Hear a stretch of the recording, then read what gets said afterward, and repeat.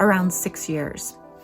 The reason I started serving at Trom was I was in a Bible study, and the group of women wanted a ministry that they could serve through different various acts. So I started teaching on the first Thursday of the month, and then I had another lady that wanted to teach, so she started teaching it, and then I started focusing on the birthdays for the women. So we celebrate the birthdays once a month, and it is so heartwarming because so many of them have not been celebrated for many, many years, whether they've been in prison or typically they've been alienated by their friends and family. So to be celebrated, you can just see the look on their face. They are so excited. And actually, we do this bag. Margie puts a bag together for them, and we call it the Mary Poppins bag because she puts so much stuff in this bag that they have to keep pulling it out and pulling it out and pulling it out. And you just see the excitement. They love it. They love things. And it's, you know what? It is so special because Margie knows them so well that she puts stuff in the bag that they actually need and want. You'll hear them say, "Oh my gosh, I needed this," or "I love this," or "This is my favorite color." It's so much fun. We have so much fun. But as you know, we are called to serve. So it is throughout the Bible. God asks us to serve, to love one another. And of course, we have Christ as our great example of what service is. But we also know that we absolutely get so much more from serving than the people that we're serving. Most definitely.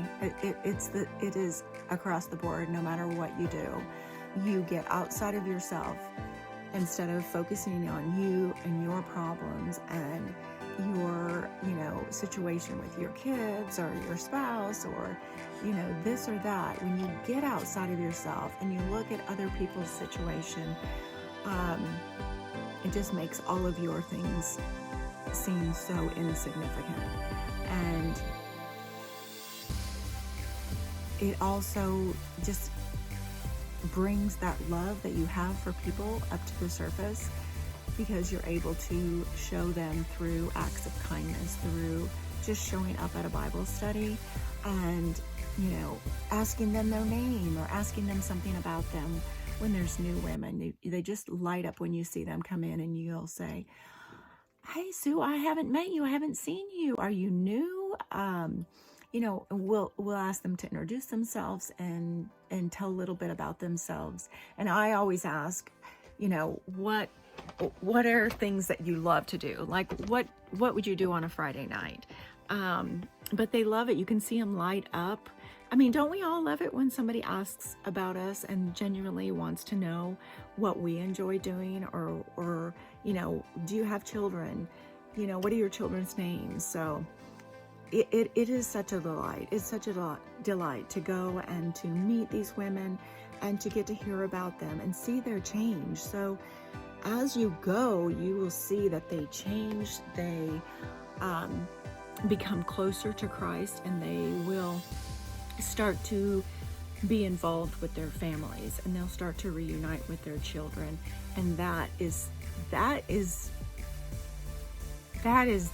the bomb, to see that and to hear how their lives are changing and how they got a new job, and then they have a car, and they're going to church and to Bible study, and they're getting stronger relationships. So I would just say, just do it. Whether you're, contemplating teaching or mentoring, just show up at a Bible study, go to the Bible study, and you will get to see and hear from the women and hear them interact and see what they're like. And then you can go from there. But you will see that this organization is truly guided and makes a difference in people's lives. It really does. It's a game changer.